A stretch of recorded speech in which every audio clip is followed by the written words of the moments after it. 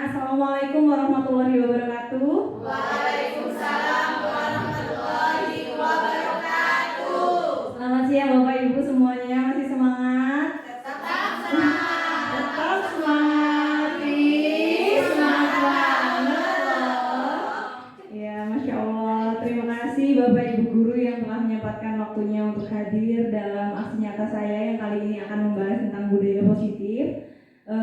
Sebelumnya saya ucapkan terima kasih dan yang saya hormati Bapak Ibu Guru semua. Semoga kegiatan pada siang hari ini dapat membawa manfaat bagi kita semua ya Bapak Ibu. Pada kesempatan kali ini saya akan membagikan sedikit pengalaman saya saat belajar tentang materi budaya positif, yang mana pasti Bapak Ibu lebih berpengalaman dari saya dan banyak mungkin yang kasus-kasus yang sudah pernah ditemui, tapi tidak ada salahnya untuk kita saling merefresh pengetahuan kita, saling memperbaiki, mengembangkan pengetahuan kita supaya kita bisa meningkatkan pelayanan terhadap peserta didik. Baik Bapak Ibu, sebelum kita masuk ke materi, saya mau ngajak Bapak Ibu untuk menonton film. Ya, jadi di siang hari ini saya akan mengajak Bapak Ibu menonton film. Nanti setelah film ini mungkin saya akan menanyakan beberapa pertanyaan.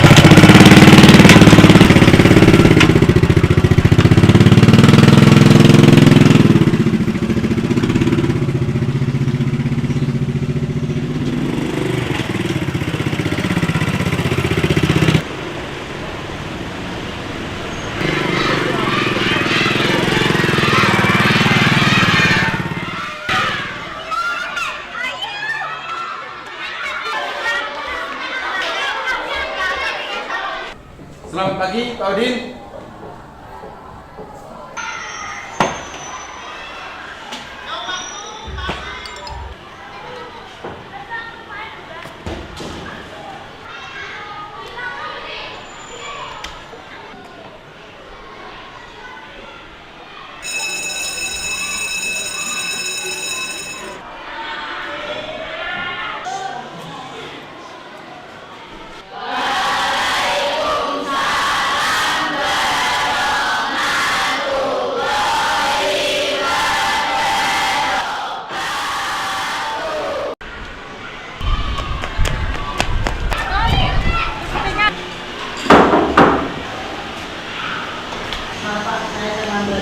Terlambat terus. Jam berapa sekarang? Silakan berdiri di sini. Angkat kakimu. Pegang telinganya. Berdiri 1 jam. Nah, silakan duduk. Berat di skripku. Ibra, kalian semua ini tidak bisa diatur. Belajar sendiri saja. Pak Guru sudah muak dengan kalian.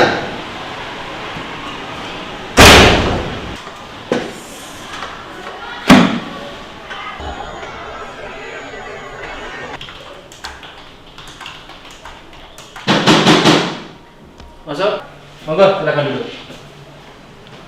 Terima kasih Pak. Ya. Ada apa Pak Udin? Kok tampaknya terlihat sedih sekali. Hari ini sayanya seperti kurang semangat Pak, terbawa emosi sama anak-anak. Iya Pak Udin, tenang dulu ya Pak Udin. Mungkin Pak Udin punya masalah hingga sampai emosi dengan anak-anak.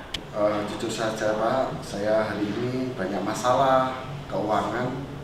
Untuk tanggal 3 besok itu ada bayar kontrakan. Ya Pak Udin, kami sadar betul bagaimana kondisi Pak Udin sekarang. Mengingat Pak Udin, di sini juga Wiyata, kami tahu benar bagaimana kemampuan kami dalam memberikan penghargaan untuk Pak Udin.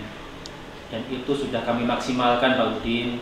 Kami tidak bisa melebihkan dari rezeki itu. Hanya pesan saya, semoga Pak Udin tetap bersabar.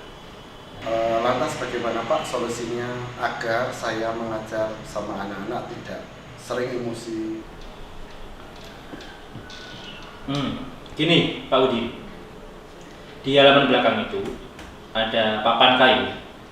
Setiap kali Pak Udin merasa emosi, ingin meluapkan amarah ketika anak-anak bersalah, silakan Pak Udin tahan emosi itu.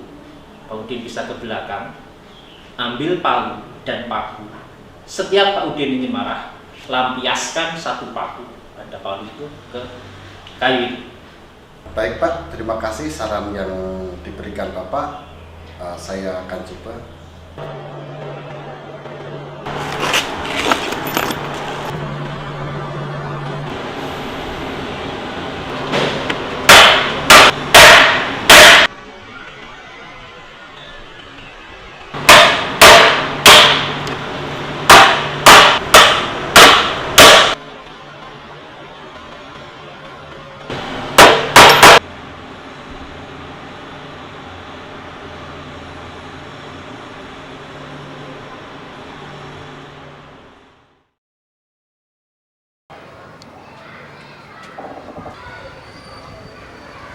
Maaf Pak, saya terlambat. Ya Bra, Bapak tahu kamu terlambat. Setiap orang pasti pernah berbuat salah. Dulu Pak Udin ketika sekolah juga pernah terlambat. Ya Pak. Yang penting kamu hari ini bisa masuk dan tidak bolos atau tidak sekolah. Pasti kamu punya alasan. Ya Pak, saya membantu ibu saya jualan sampai larut malam. Baiklah, Bapak sekarang sudah mengerti yang menjadi masalah kamu. Mari kita cari solusinya bersama-sama. Saya tidak tahu Pak. Bagaimana kalau dagangan ibu kamu bisa dititipkan di kantin sekolah? Apakah boleh Pak? Ya, nanti bisa. Saya tanyakan sama Bapak Kepala Sekolah. Makasih ya Pak. Ya, sama-sama, Bra. Tuh, Pak Udin, silakan Pak. Hari ini Pak, saya bahagia sekali bisa menahan amarah saya, emosi saya. Hari ini tidak ada satupun paku yang tertancap. Wah, luar biasa Pak Udin. Pak Udin benar-benar melakukan apa yang sudah saya sarankan kemarin. Tapi begini Pak Udin, selanjutnya setiap kali Pak Udin merasa berbuat baik dengan anak-anak, tidak emosi lagi, silahkan ambil satu persatu paku yang sudah Pak Udin tancapkan.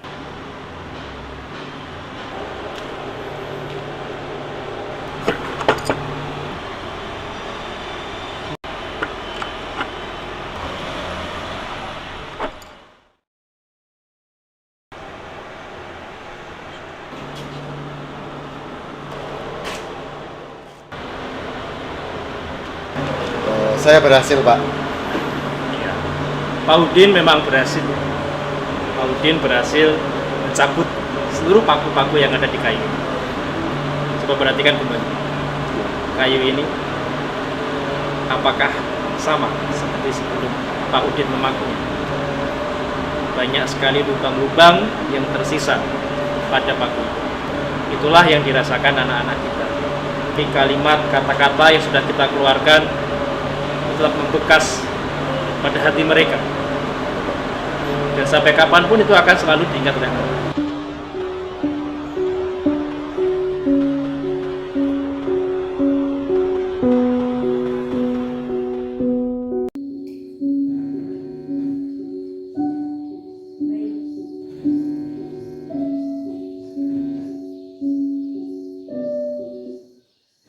Baik Bapak Ibu, itu adalah sebuah film pendek yang berjudul Paku, yang mana tokoh utamanya adalah bernama Pak Udin.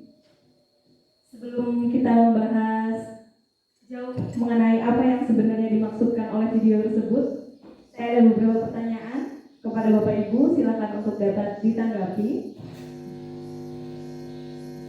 Yang pertama, bagaimana perasaan Bapak Ibu setelah menyaksikan film pendek tersebut? Bu Rohama sedih ya Bu? Bapak Ibu yang lain bagaimana?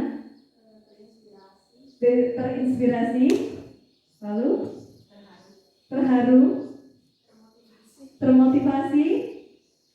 Ya, kesan yang dihadirkan film ini di hati Bapak Ibu ternyata semuanya bersifat positif. Baik, kita lanjut kepada pertanyaan selanjutnya. Sekarang adalah bagaimana tanggapan Bapak Ibu terkait sikap tokoh utama dalam film tersebut. Silakan Bapak Ibu. Awalnya antagonis. Saya pakai mic ya, Miss. Ini kayaknya main di luar.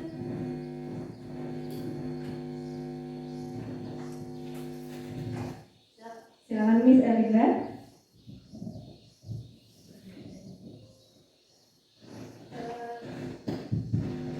Tanggapannya sikap tokoh utama yaitu Pak Udin yang pertama saya lihat adalah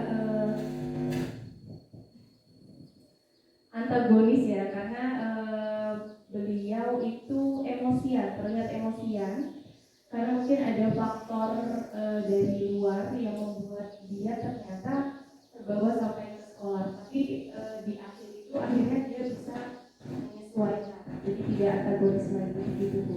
Terima kasih. Baik, terima kasih kepada Miss Elinda.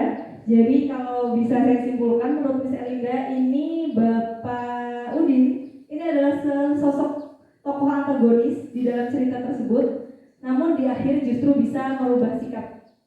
Dan dari apa yang dilakukan, perubahan yang dilakukan oleh Pak Udin tersebut, maka kita bisa mengambil pelajaran. Nah, kita bisa menangkap pesan dari film tersebut. Pesan apakah yang dapat Bapak atau Ibu ambil dari film pendek tersebut? Gimana, Bu Sulis?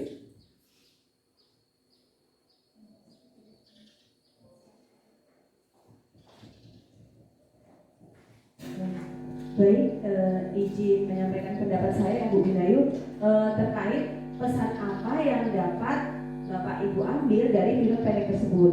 Kalau menurut saya, pesan yang dapat diambil dari film tersebut, emosi itu tidak akan menyelesaikan masalah. Akhirnya kalau di film itu kalau dia emosi, malah akan semakin apa ya? Dari awal sampai akhir marah-marah terus. Tetapi kalau kita sudah meredam emosi tersebut, maka kita lama-lama kita akan menjadi tenang dan hati kita pun akan menjadi bahagia. Seperti itu Bu Binayu. Terima kasih Bu Sulis. Jadi kalau kata Bu Sulis kalau misalnya dari awal kita sudah marah-marah, maka sampai akhir pun akan terbawa rasa dan suasana seperti itu. Sedangkan kalau kita mulai tenang, maka kita juga akan mendapatkan ketenangan. Nah, mungkin Bapak Ibu masih ingat juga tadi judulnya Paku, dan di ending film sebagai kesimpulan film itu Bapak Udin mencabut paku-paku tersebut, dan di papan itu terdapat lubang-lubang bekas paku. Apakah Bapak Ibu ingat? Ya. Jadi Bapak Ibu, itu adalah ibarat ketika kita menyakiti peserta didik kita. Ketika kita memaku papan tersebut, kita memarahi peserta didik kita mengeluarkan kata-kata yang kasar, kita membentak. Walaupun kita sudah minta maaf dan itu sudah kita cabut, tetapi itu akan tetap membekas di hati mereka. Nah, pada materi kali ini saya akan membahas tentang bagaimana cara menyikapi, bagaimana cara agar kita bisa lebih sabar, bagaimana cara menanggulangi agar kita tidak sampai melubangi hati-hati peserta didik kita dengan kesan-kesan yang tidak baik. Dengan apa? Dengan membentuk atau membangun sebuah ekosistem atau lingkungan yang positif. Tidak hanya ekosistem atau lingkungannya, tetapi juga pergerakan aktor-aktor di dalamnya atau manusia-manusia di dalamnya yang positif, yang kemudian akan saya sebut sebagai budaya positif. Nah, apakah budaya positif tersebut? Jadi budaya positif di sekolah mengacu pada lingkungan dan praktik-praktik di sekolah yang mendukung pertumbuhan, pembelajaran, dan kesejahteraan seluruh warga sekolah, termasuk siswa, guru, staf, dan orang tua. Budaya ini ditandai oleh berbagai aspek yang saling berhubungan dan memperkuat satu sama lain, menciptakan suasana yang kondusif untuk pendidikan yang efektif dan pengalaman sekolah yang menyenangkan dan bermanfaat.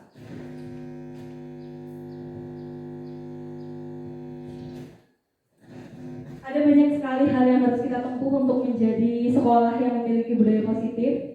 Berikut saya tampilkan ada 6 disiplin positif dan nilai kebajikan universal.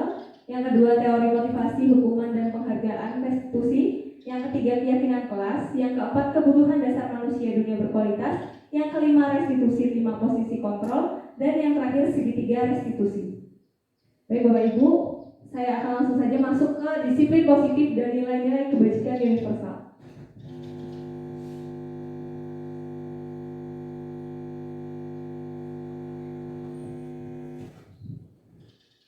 Baik, kita mulai. Banyak pertanyaan-pertanyaan memang ini untuk menghidupkan suasana diskusi kita, sharing kita pada siang hari ini. Yang pertama adalah apa yang dimaksud dengan disiplin, dan yang kedua, dari manakah asal kedisiplinan itu. Baik, apakah Bapak Ibu akan ada yang memberikan pendapat mengenai apa itu disiplin?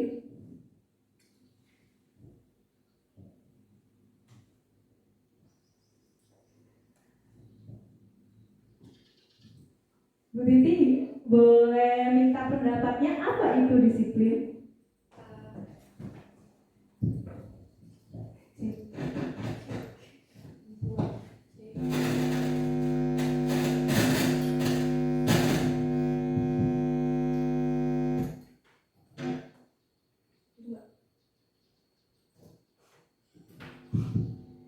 Kalau menurut saya, Ibu, kalau misalnya disiplin itu terkait dengan bagaimana cara seseorang manajemen waktu dan memilah waktu, bagaimana yang harus dikerjakan dengan tepat waktu, dan intinya terkait dengan manajemen waktu begitu.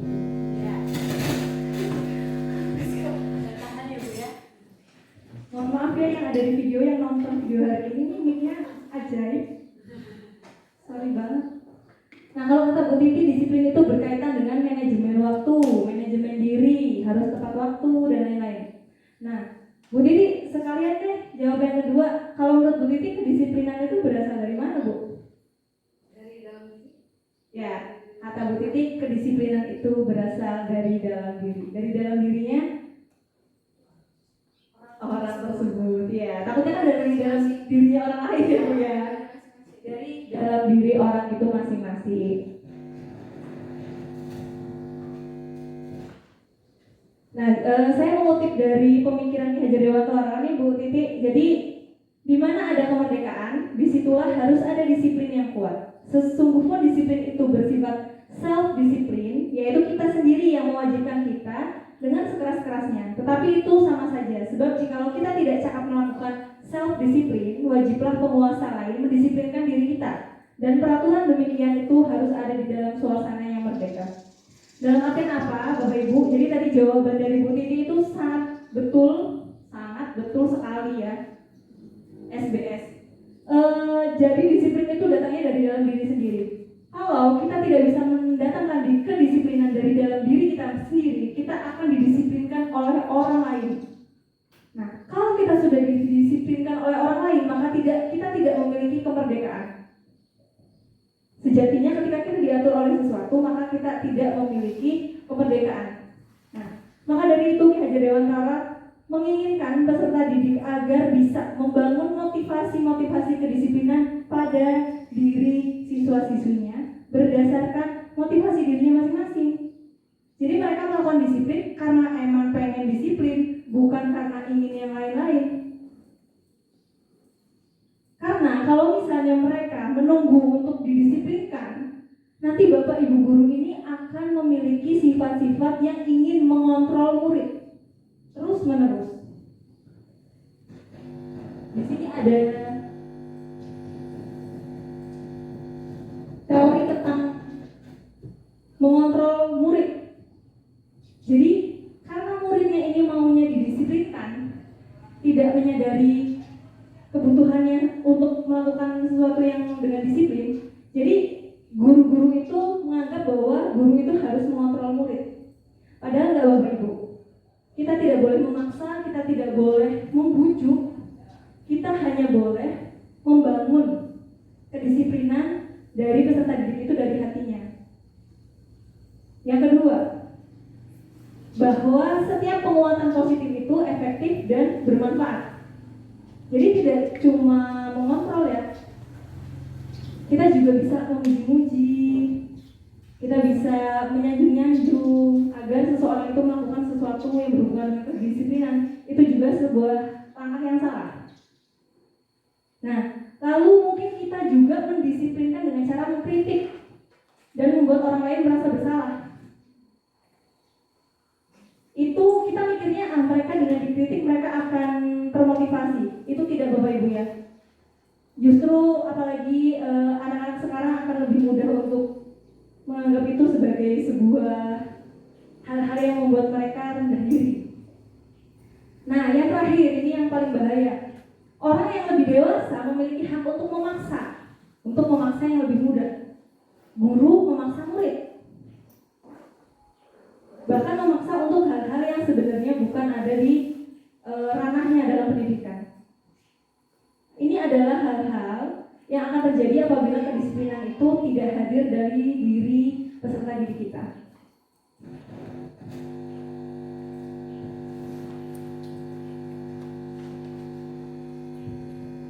Baik, Bapak Ibu, apakah masih semangat? Apakah bisa saya lanjutkan? Kayaknya kalau mau ice breaking masih terlalu dini ya.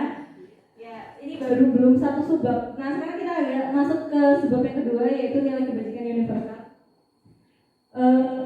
Selain rasa disiplin, kita juga harus sadar akan nilai-nilai kebaikan yang harus ditanamkan di sekolah kita. Yang sedang digembar-gemborkan oleh pemerintah yaitu profil pelajar Pancasila. Jadi Bapak Ibu guru nggak perlu repot-repot bingung, ini anak mau saya ajarin apa, karakternya harus bagaimana. Nah, tetapi kita bisa melihat dari keenam dimensi ini, inilah yang harus kita kembangkan. Inilah yang harus mereka tumbuhkan motivasinya dari diri mereka masing-masing. Nah, baik Bapak Ibu, kita lanjut ke yang selanjutnya. Ya, di sini ada teori motivasi, hukuman, penghargaan dan restitusi. Silakan Bapak Ibu bisa disimak. Apakah motivasi Bapak Ibu guru hadir di sekolah tepat waktu? A. Menjadi teladan bagi peserta didik. B. Mendapat predikat guru disiplin. C. Mendapat pujian dari atasan. D. Menghindari hukuman. E. Kesadaran diri. Kira-kira kalau Bapak Ibu yang A, B, C, D atau E? Alhamdulillah. Tepuk tangan untuk kita semua. Iya. Jadi motivasi perilaku baik Bapak Ibu itu timbul dari kesadaran diri sendiri. Ya. Karena kadang motivasi-motivasi yang harus kita ketahui pada peserta didik juga, mereka melakukan sesuatu tidak semuanya dari kesadaran diri mereka. Ada yang mereka takut karena dihukum, jadi menaati peraturan karena takut dihukum. Atau mau membantu Bapak Ibu mau mengerjakan tugas tepat waktu karena mendapatkan imbalan atau penghargaan dari orang lain. Itu bisa jadi sebuah motivasi. Lalu bisa juga, ini yang paling baik adalah mereka ingin menghargai diri mereka sendiri. Jadi mengerjakan tugas tepat waktu, sopan santun terhadap guru, mau membantu orang lain, itu adalah karena mereka menghargai value diri mereka sendiri.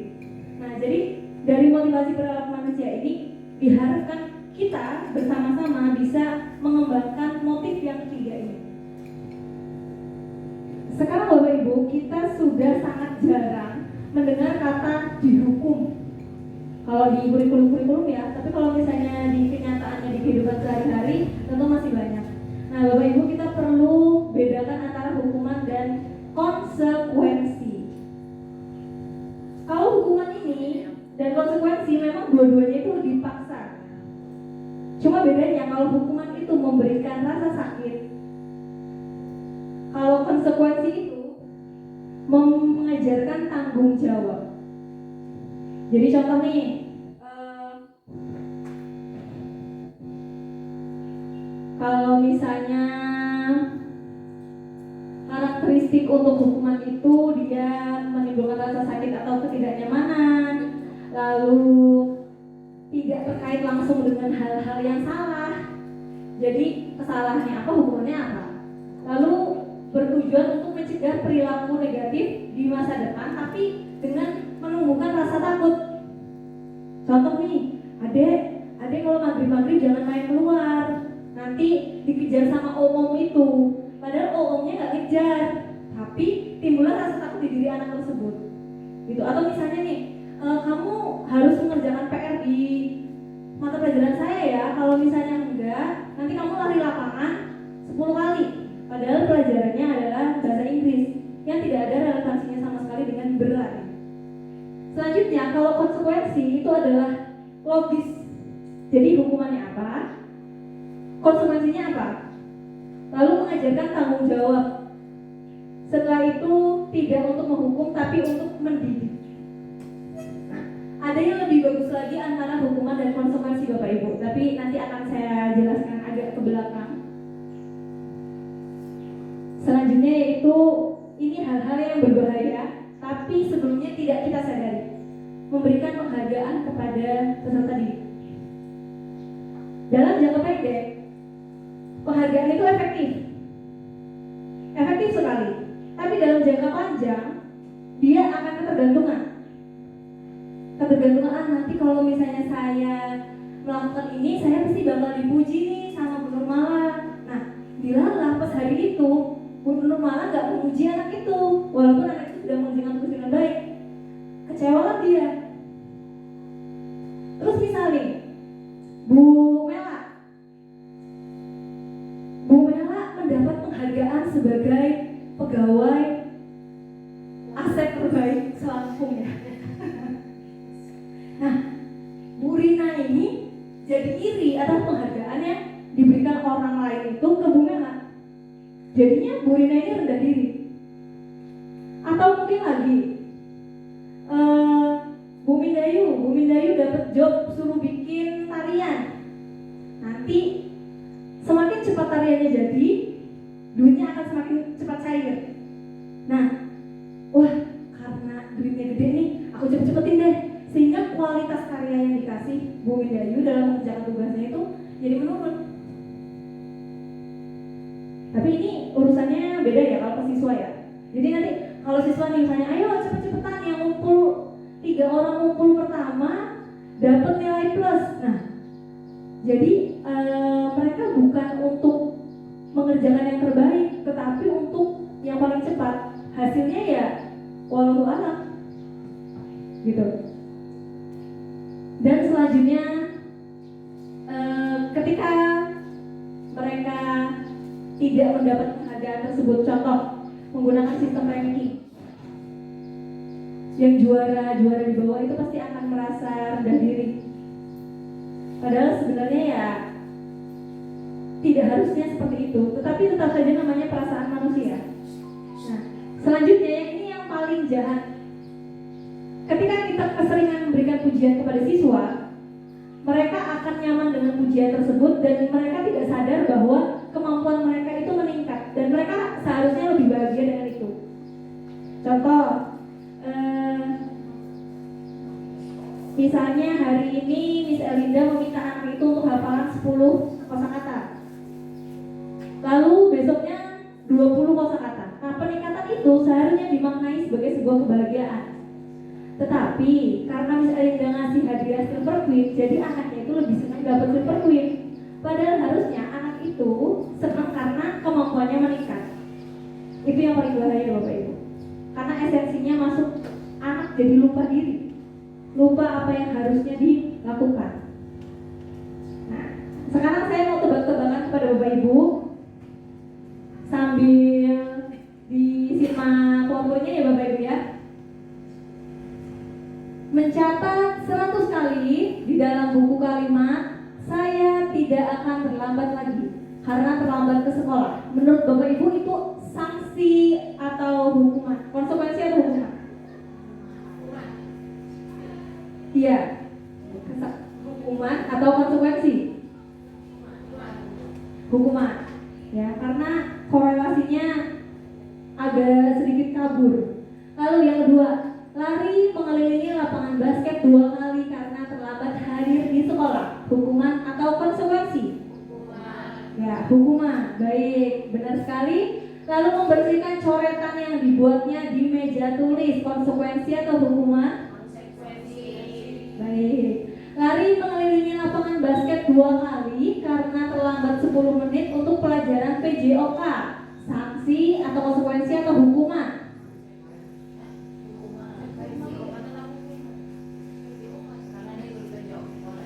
Iya, betul, karena dia guru PJOK, jadi itu maksudnya ke konsekuensi. Gitu. Iya, masih relevan. Selanjutnya, berdiri di depan kelas sambil mengangkat kaki 1 karena tidak bisa menjawab pertanyaan. Itu hukuman atau konsekuensi? Ya, hukuman. Betul sekali. Yang terakhir, lari mengelilingi lapangan basket 2 kali karena terlambat hadir di sekolah. Hukuman atau konsekuensi? Ya, hukuman, karena ini bukan mata pelajaran PJOK. Baik, Bapak Ibu sepertinya sudah sedikit paham mengenai hukuman dan konsekuensi. Nah, di sini saya akan menawarkan produk yang lebih baik daripada konsekuensi dan hukuman, yaitu restitusi. Restitusi kalau di bahasa lain artinya apa ya, Bu?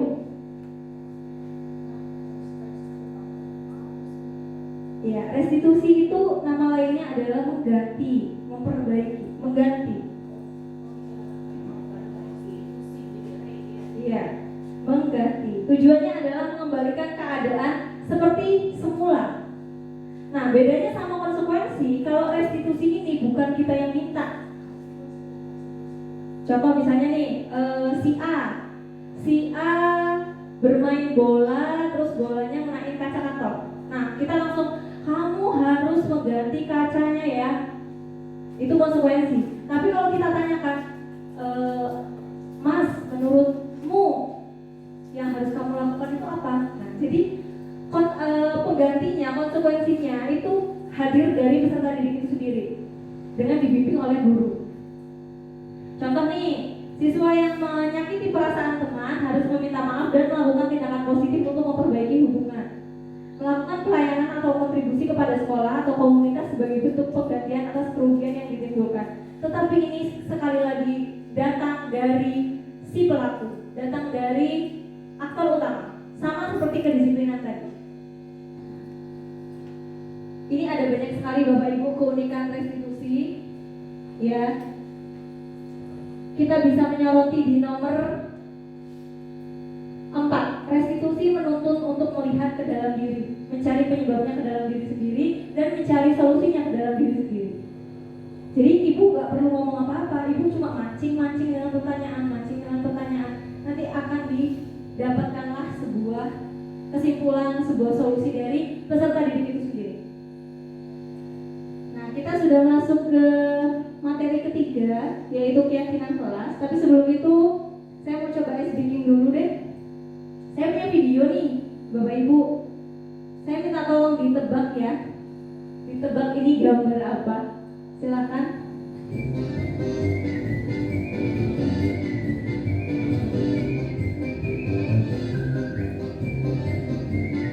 Ya. Kira-kira sudah mendapat jawaban ini gambar apa, Bapak Ibu? Penguin ya? Coba kita lihat.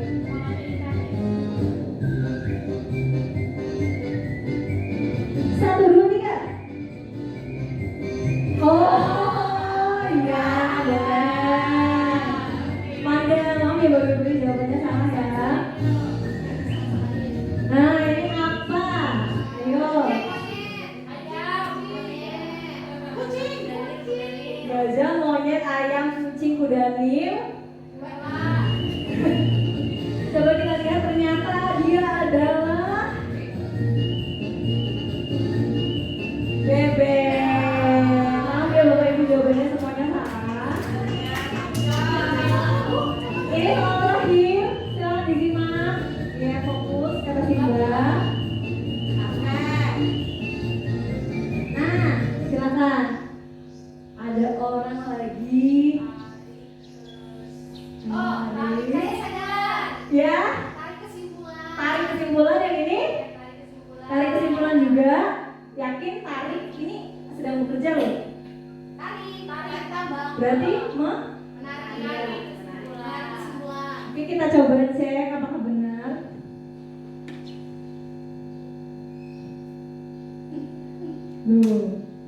Loh, ini dia.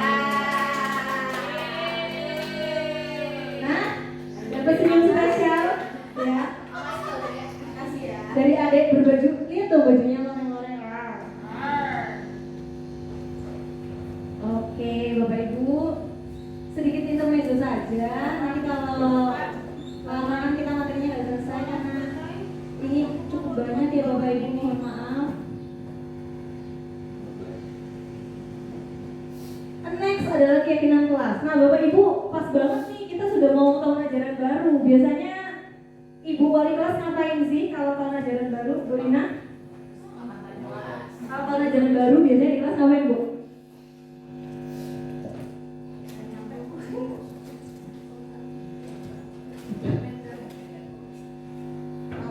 Awal masuk sekolah itu biasanya kita membuat ini peraturan. Yang pertama kita ketua kelasnya siapa, wakilnya, bendahara, sekretaris, kemudian kita ini buat untuk apa namanya kalau misalnya nanti dana kelas dan sebagainya, sama apa lagi dengan misalkan untuk kesepakatan kelasnya seperti itu. Kayak misalkan tidur di kelas, misalkan denda 1.000, tapi nanti uangnya itu buat kelas.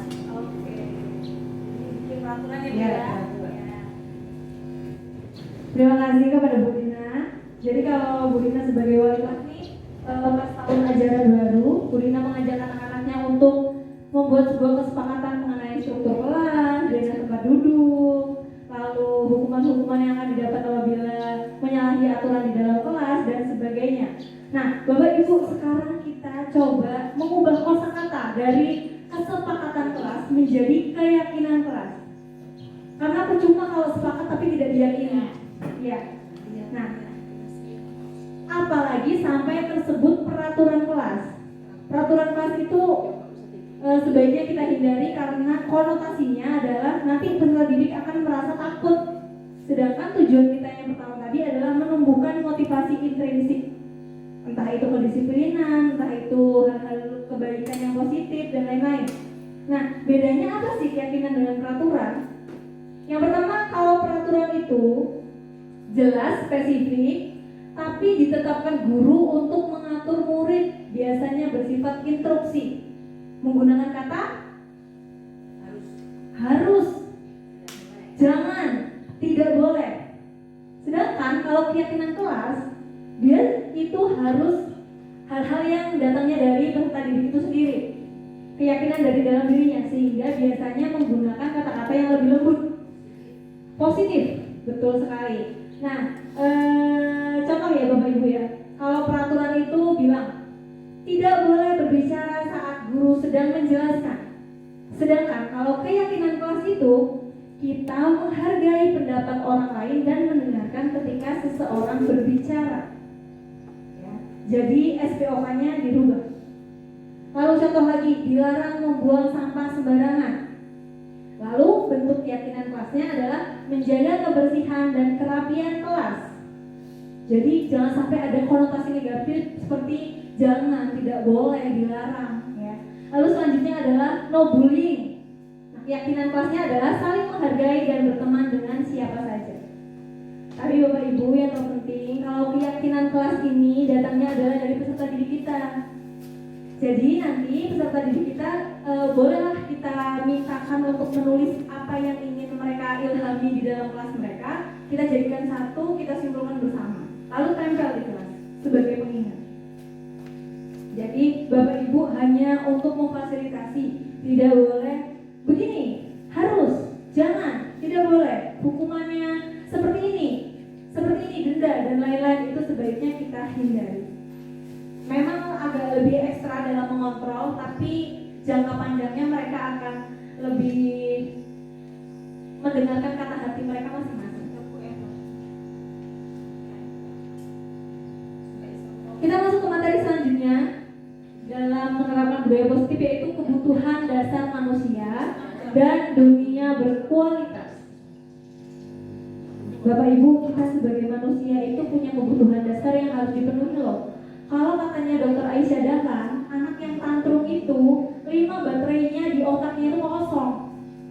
Kenapa dia bisa tantrum? Karena baterai kasih sayangnya itu kosong. Baterai kasih sayang dari mana?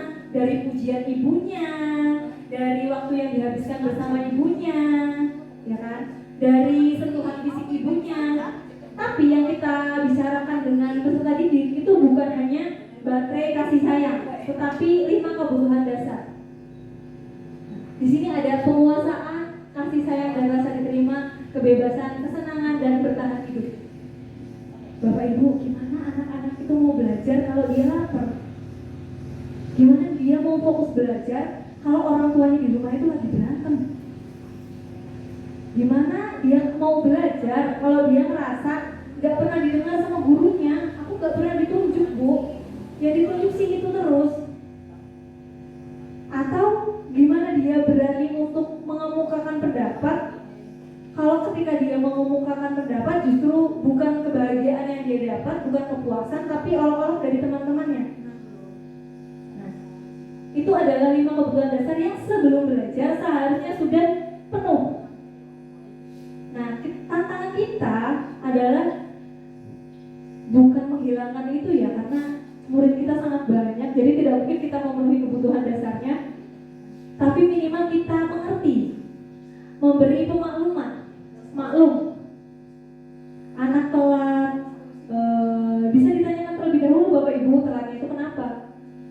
Ada loh yang ngurusin adiknya 2, 3, orang tuanya tidak ada di rumah, yang kita tidak tahu.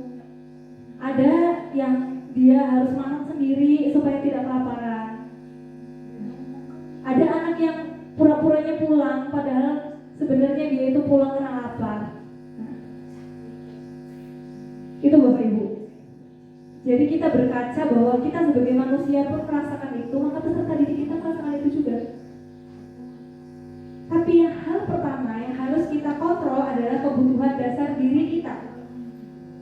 Kita juga memiliki kebutuhan dasar ini. Jadi jangan sampai seperti Pak Udin tadi. Pak Udin bingung mau bayar kontrakan tanggal 3. Amarahnya itu diluapkan ke orang lain.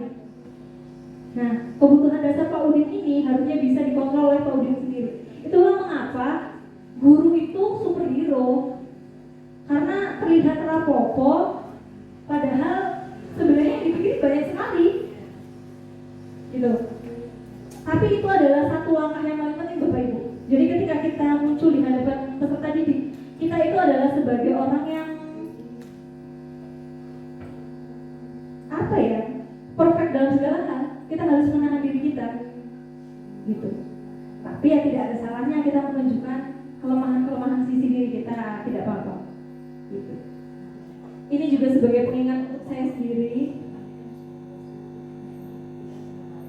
Nah, selanjutnya Bapak Ibu berkaitan dengan kebutuhan dasar. Di kebutuhan dasar mereka itu ada penguasaan, kasih sayang, kesenangan dan lain-lain.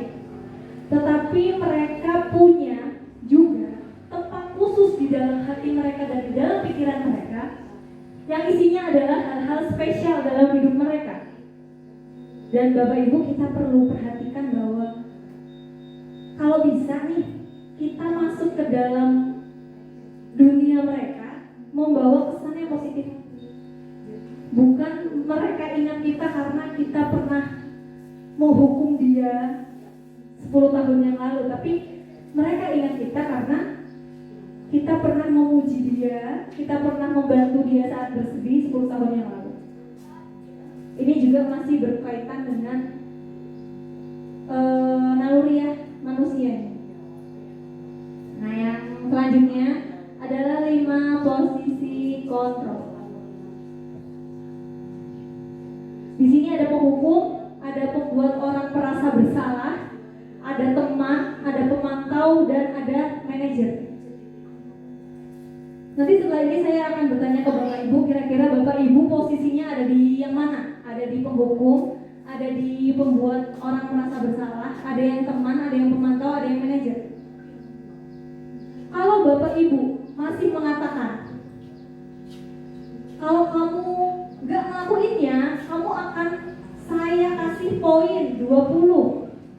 Itu contoh penghukum. Kalau membuat orang merasa bersalah, ya kamu telat lagi ya, ibu kecewa loh sama kamu. Kok bisa sih kamu tega ngelakuin itu sama ibu? Kita nggak ngasih hukuman, tapi kita membuat dia merasa bersalah.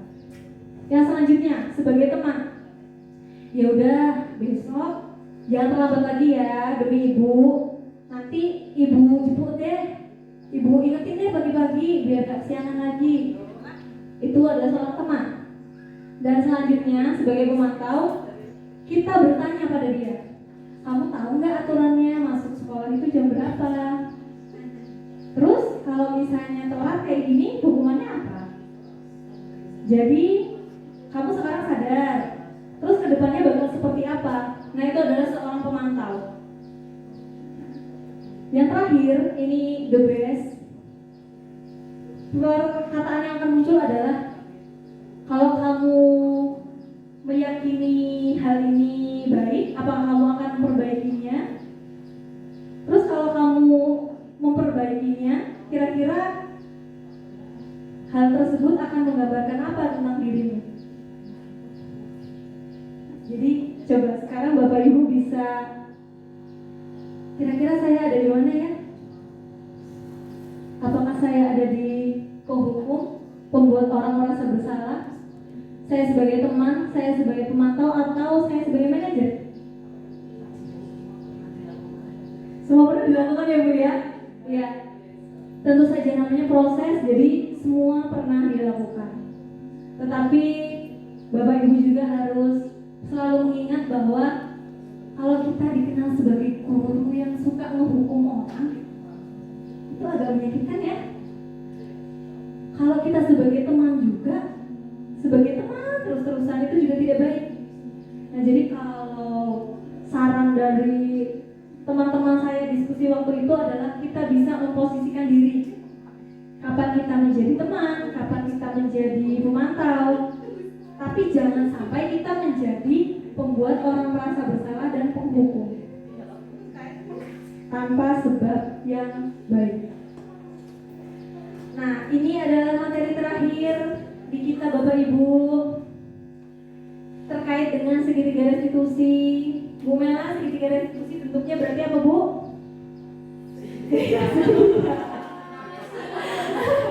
Bu Mela udah mikir 2 detik loh Bu, ini kayaknya udah agak sedikit mengantuk ya. Tenang aja Bu, ini adalah materi terakhir ya Bapak Ibu, segitiga restitusi. Nah, jadi Bapak Ibu, kalau misalnya kita menemui peserta didik yang melakukan kesalahan, peserta didik yang membutuhkan bimbingan, kita bisa melakukan 3 hal ini. Tidak harus 3-tiganya dilakukan, tapi sesuai dengan kebutuhan. Pertama, misalnya kita menstabilkan identitas. Yang kedua, kita memvalidasi tindakan yang salah, dan selanjutnya menanyakan keyakinan. Untuk menstabilkan identitas, di sini kita tidak menyalahkan peserta didik. Jadi misal peserta didiknya salah, ya kita bisa bilang, ya udah nggak apa-apa, wajar melakukan kesalahan. Oh jadi kamu sadar kalau sudah melakukan kesalahan. Nah, terus gimana kalau misalnya kamu merugikan orang lain? Tapi nggak apa-apa, ini untuk pelajaran ya. Jadi bahasa Inggrisnya ngedendumi lah, biar hati peserta didiknya itu ada. Yang kedua adalah validasi tindakan yang salah. Nah kita tanya ini, motif mereka melakukan itu apa? Jadi alasan melakukan itu apa? Setelah itu baru menanyakan keyakinan. Apa yang akan dia lakukan untuk menggantinya, untuk memperbaikinya, gitu. Jadi solusi itu timbul dari peserta didik itu sendiri. Nah, Bapak Ibu mungkin ada bukan sedikit ya, ada contoh 2 kasus yang saya buat skenario-nya akan saya tampilkan, dan ini adalah contoh dalam menangani permasalahan siswa menggunakan tahapan segitiga restitusi. Baik, silahkan disimak Bapak Ibu.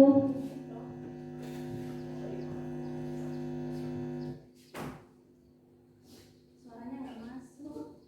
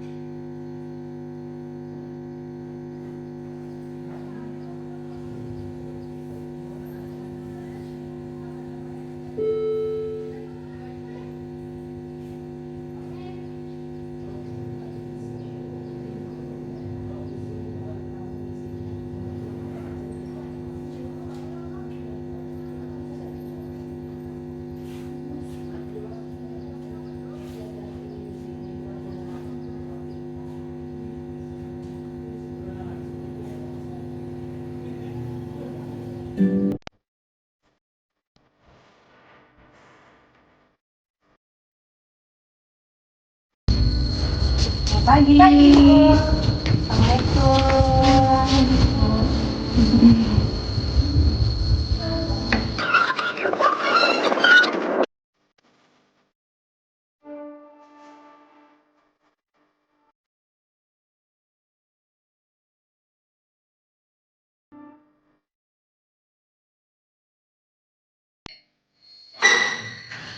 Baik, Bu. Waalaikumsalam.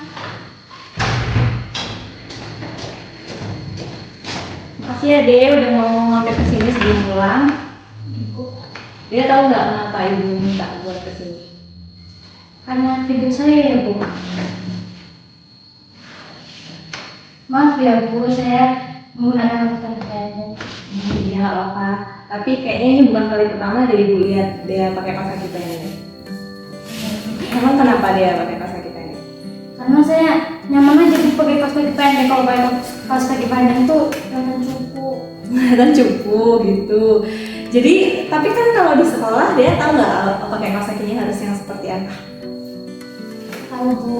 Maaf ya, Bu. Yang kayak mana? Yang panjang, Bu. Iya benar banget, sebenarnya dia udah tahu ya. Ya wajar sih dia melakukan kesalahan dan ini kesalahannya juga masih dalam tahap wajar. Cuma ibu cuma pengen ngingetin aja kalau misalnya cara berpakaian itu emang mempengaruhi kepercayaan diri. Tapi kalau misalnya dia pakai kaos kaki standar sekolah, kaos kaki yang tinggi, dia tetap cantik kok, nggak cupu. Nah, terus ibu tanya deh, kalau kaos kaki yang kayak punya dia ini cocoknya buat apa? Cocoknya buat olahraga atau hangout. Nah, jadi dia udah paham ya sebenarnya penggunaan dari kaos kaki pendek itu. Terus kedepannya dia bakal gimana?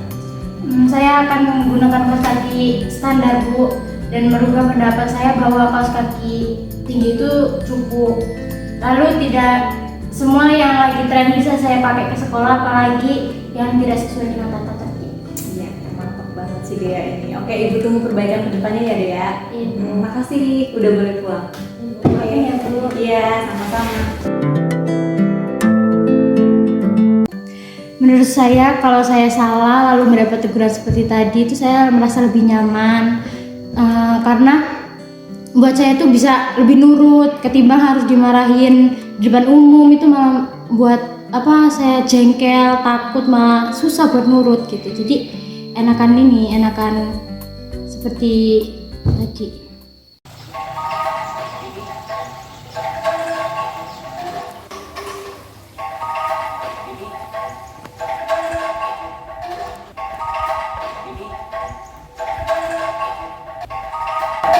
Hisam, Petra, kok cuma berdua aja? Maaf, Pak Jokonya mana? kita jamnya Pak Joko. Terus jamnya siapa? Kita ini pelajaran fisika jamnya Pak Roni. Jamnya Pak Roni. Iya, Bu. Kan harusnya di lab fisika, kok ada di ruang musik? Ini Bu, pelajarannya susah, jadi kita mending bolos sini aja, Bu. Iya, Bu. Soalnya bingung fisika, ngerti ya kan? Iya, bikin pening, Bu. Jadinya kan kami kan jadi pingin refreshing, Bu. Ya udah sini keluar dulu, duduk dulu di depan.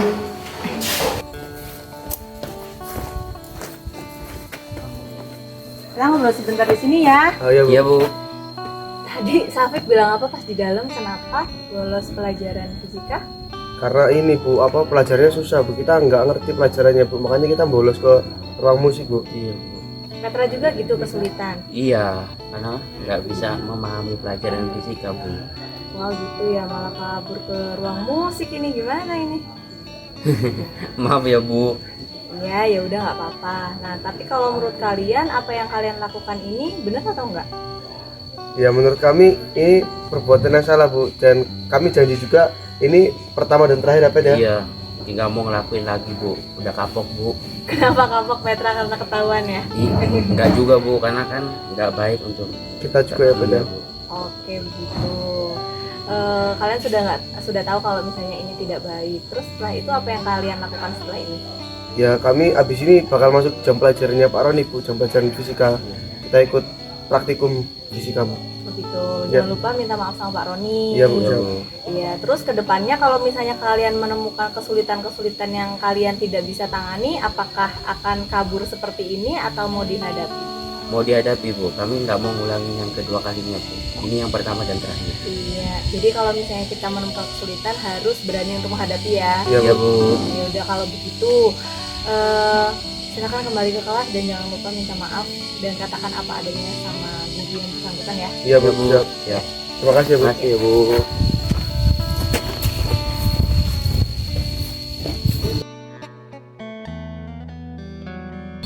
Menurut saya, cara guru menegur siswa yang tadi adalah cara yang baik karena masalahnya bisa diselesaikan dengan cara diskusi dan tidak dengan kepala panas, tetapi dengan kepala dingin. Jadi kita sebagai siswa tidak merasa terintimidasi karena banyak tekanan oleh guru, tetapi kita bisa mengutarakan apa yang bisa kita sampaikan dan kita rasakan.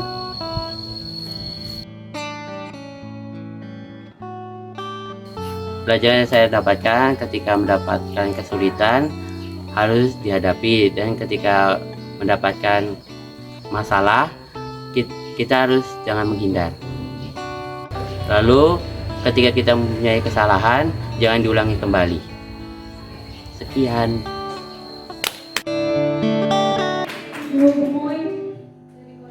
Dari Korea. Ya, Ibu. Jadi dalam syuting tersebut itu sebenarnya saya nggak ngasih naskah yang spesifik.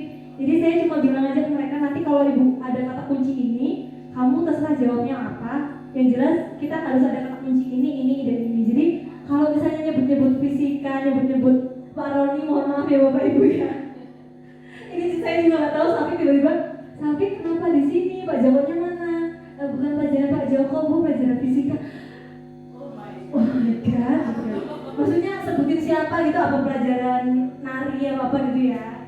Ya, tapi itu untuk reviewnya, untuk testimoninya adalah benar-benar dari mereka Bapak Ibu. Itu tidak saya setting. Nah, jadi memang benar-benar pendapat mereka. Kalau misalnya yang paling jelas ya, jadi setelah ini saya ada ngobrol-ngobrol dengan mereka lagi. Mereka mengatakan bahwa Bu, kalau kami ditegur di depan, dibentak-bentak, disolakin, itu kita benci loh Bu sama gurunya.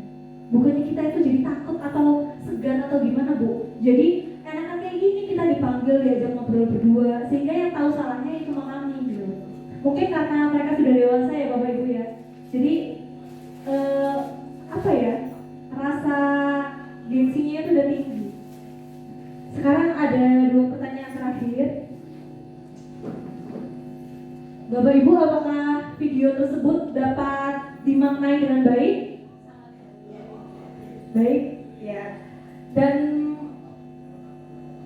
saya ingin meminta salah satu dari Bapak Ibu untuk pendapatnya gimana setelah mengetahui, oh alah, ternyata peserta didik saya itu selama ini merasakan seperti itu loh.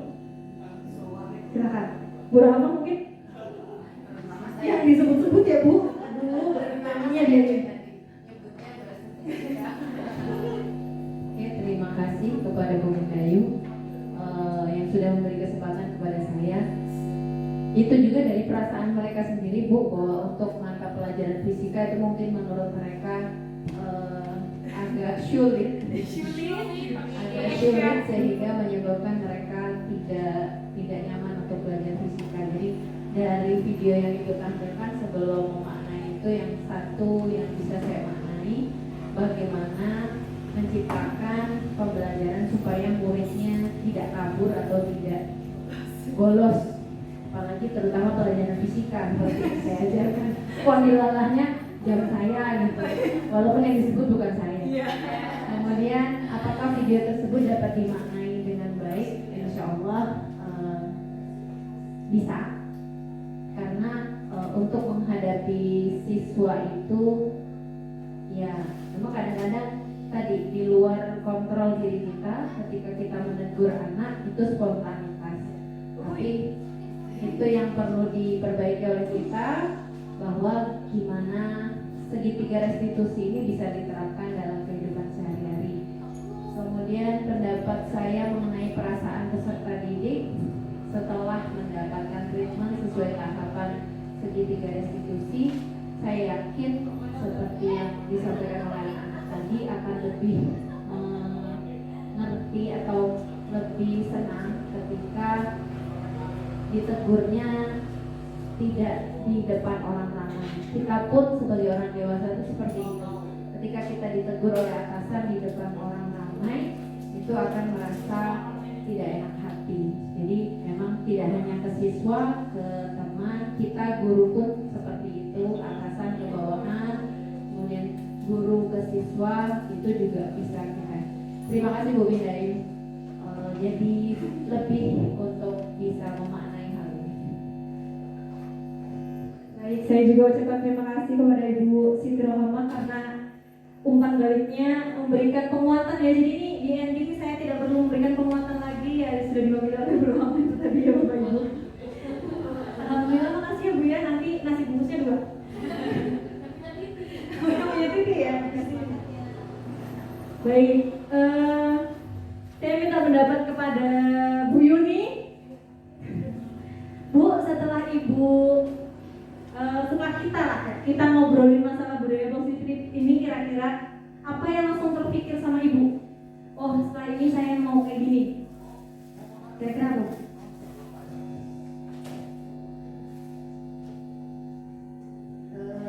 Terutama saya ikut serta di kesiswaan ya, yang kayaknya mungkin notabene banyak apa ya, memarahi siswa, mendisiplinkan siswa seperti itu.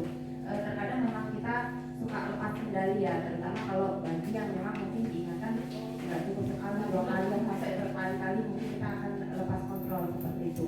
Emosinya awal-awalan. Tapi mungkin dengan adanya ini tadi budaya positif, untuk kedepannya mungkin bisa lebih mengerem lagi apa namanya, ketika memarahi anak atau mengingatkan anak seperti itu, tidak langsung marah-marah atau mereok langsung di depan mereka seperti itu ya. Mungkin ya maksudnya ke depannya seperti itu. Jadi tidak mencak-mencak lagi seperti itu. Jadi bisa mengontrol diri. Itu memang bisa mengontrol diri sendiri terlebih dahulu untuk menguasai emosi kita seperti itu. Lalu kita benar yang siapa tadi Pak Rudi ya. Jadi kita memang kalau dalam kondisi yang emosi marah itu memang tidak akan bagus ke depannya. Jadi kita memang harus mengontrol diri, tenang dulu, baru bisa menyelesaikan suatu masalah. Luar biasa. Bu Rohama ya, tadi kok Bu Rohama nggak ditepuk tanganin, Bu Yuni ditepuk tanganin. Nah, refleksi yang terakhir tuh, tadi Bu Mala kemana ya? Dari Mama, Ibunda Ratu, Kanjeng Mami, Ratu Sedoyo, Kelepatan Kulo. Nah, sekarang Ibu Marsi, kalau dari Bu Marsi sendiri mungkin bukan refleksi ya, tapi pesan bagaimana agar dalam menjadi guru itu minimal bisa ngerem emosi.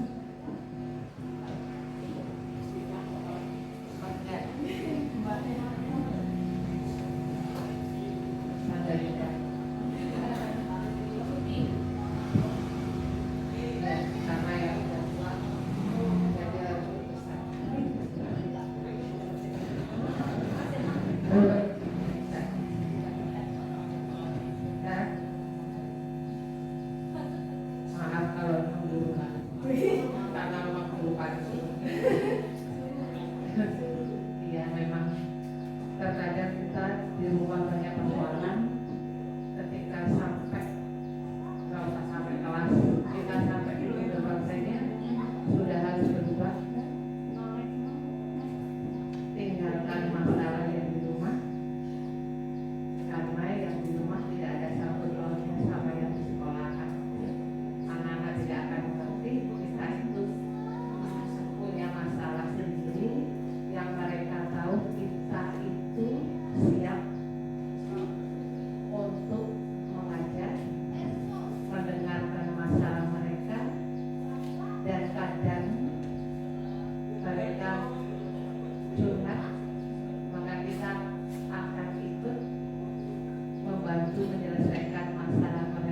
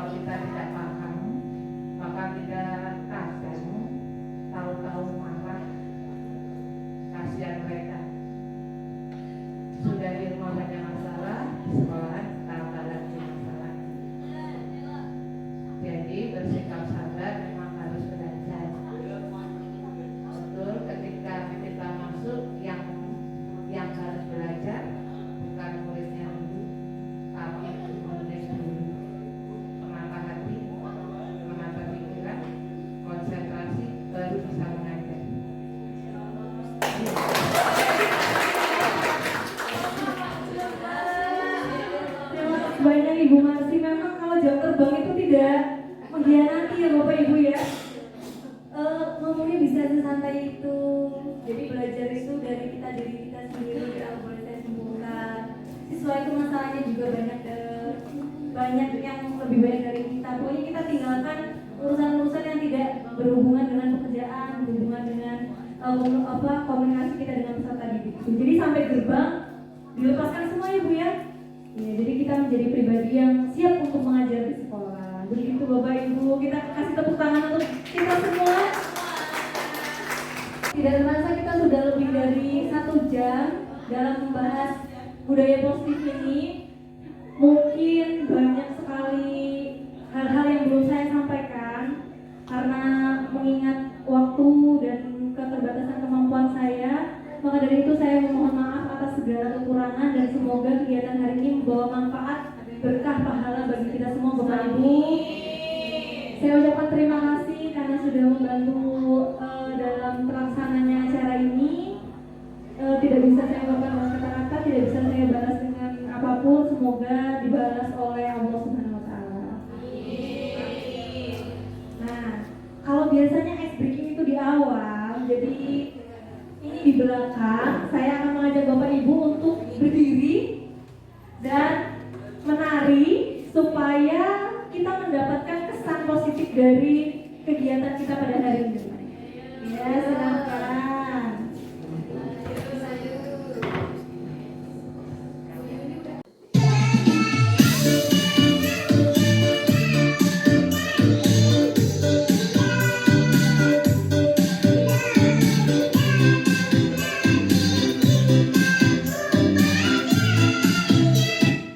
Terima kasih.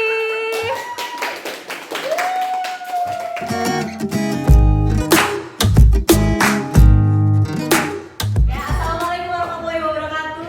Waalaikumsalam warahmatullahi wabarakatuh. Selamat siang semuanya. Siang, Yuk. Bagaimana kabarnya?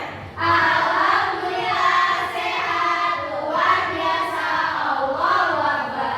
Luar biasa. Habis makan sama apa ya BTW ya? Kan banyak pakai ikan nasi. Harusnya sayur asem dulu. Dari sekolah buat saya asem. Iya. Prepare ya.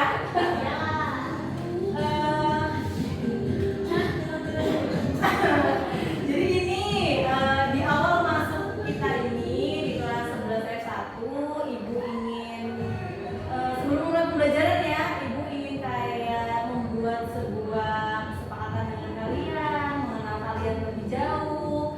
Terus kita ingin menggambarkan tujuan kita di kelas ini itu apa, kepengenannya kelas ini menjadi seperti apa dan lain-lain. Nah, maka dari itu sebelum kita masuk ke materi dan pengenalan, asesmen diagnostik dan lain-lain, Ibu mau membuat sebuah keyakinan kelas dengan kalian. Sudah pernah dengar belum keyakinan kelas itu apa? Belum. Kalau peraturan kelas?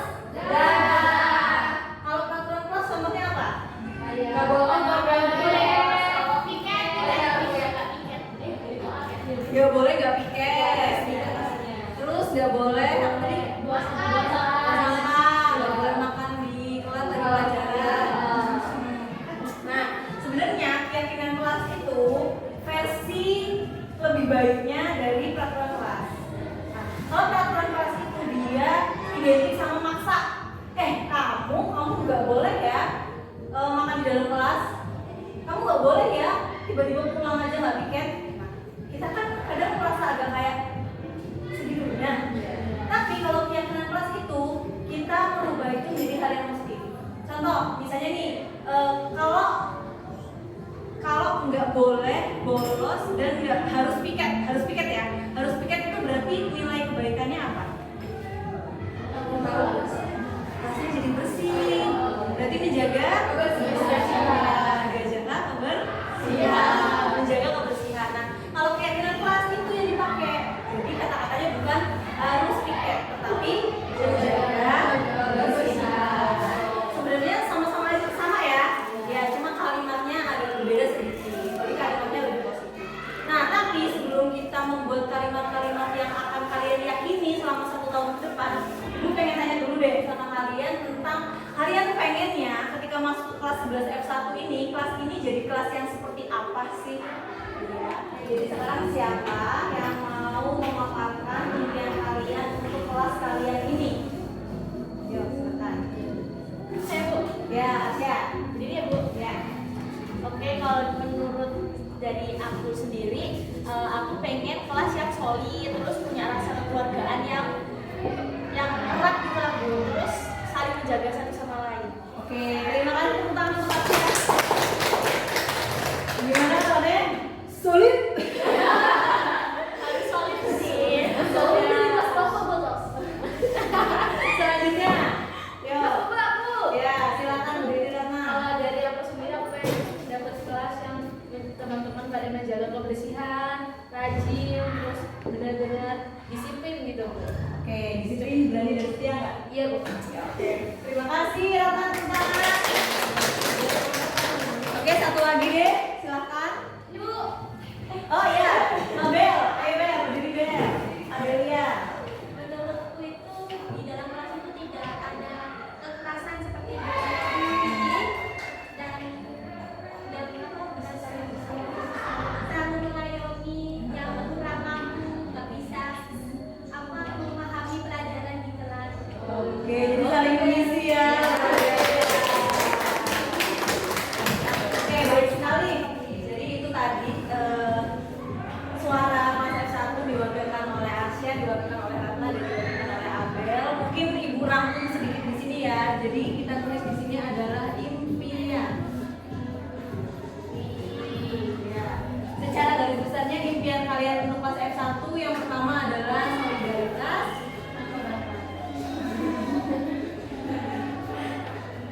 Yang kedua adalah apa tadi Ratna?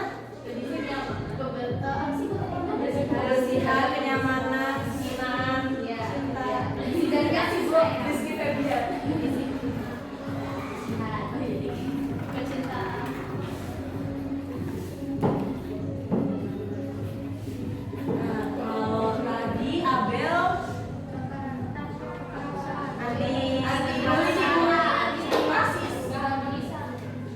Oke, keharmonisan boleh ya? Ya.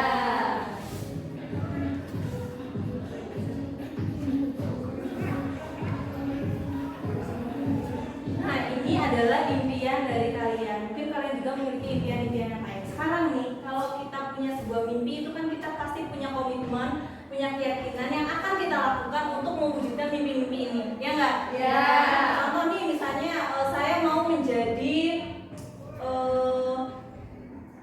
saya mau kuliah di misalnya di Universitas Lampung.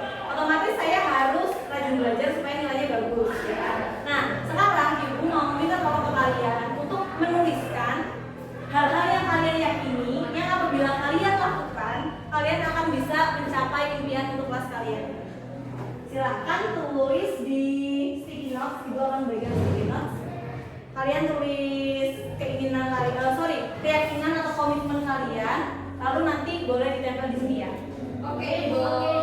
Terus apa tuh? Boleh lebih, ini dikasih dua deh.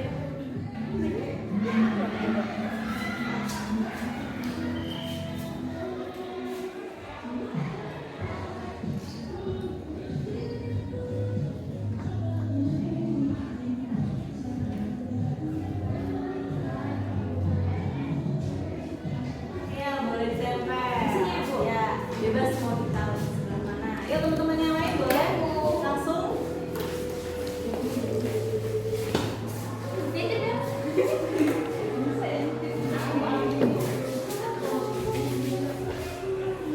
Ayo coba foto sama apa yang ditempel. Lama, yuk. 1, 2, oke. Ya, yang lain.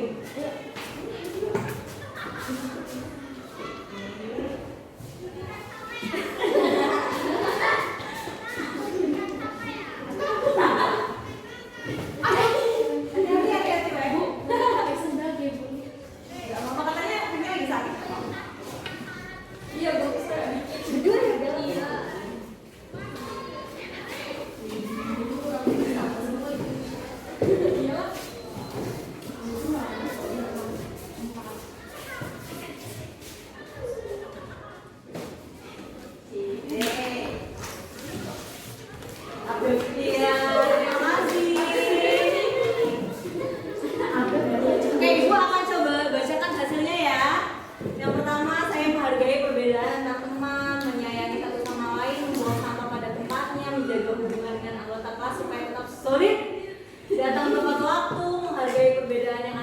dalam kelas, menaati peraturan sekolah, tidak meninggalkan jadwal piket kelas. Bagus.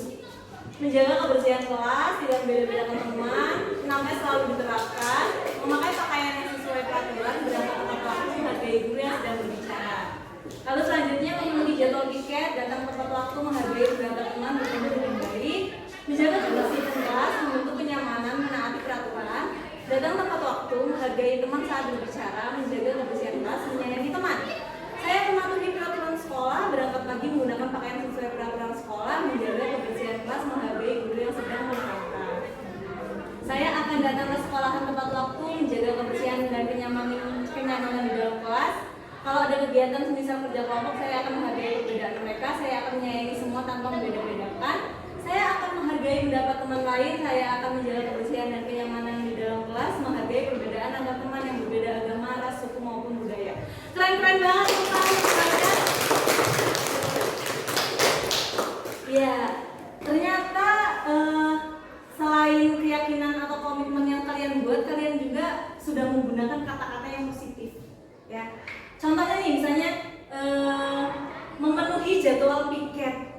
Itu kan kata-katanya sangat positif ya, berbeda dengan saya tidak akan meninggalkan piket. Nah, kalau udah ada kata-kata tidaknya itu, biasanya justru itu yang akan berpengaruh di diri kita.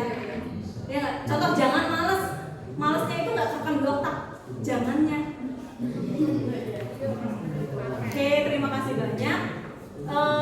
Apakah semua sepakat dengan keyakinan kelas ini? Sepakat. Kalau sepakat, sekarang saatnya kita menempel keyakinan kelas ini. Kira-kira ditempel di mana ya? Di depan aja, Bu.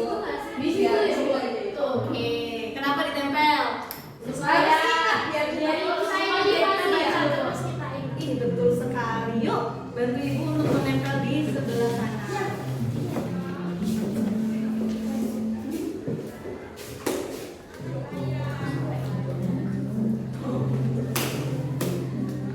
Ya, silakan satu orang lagi.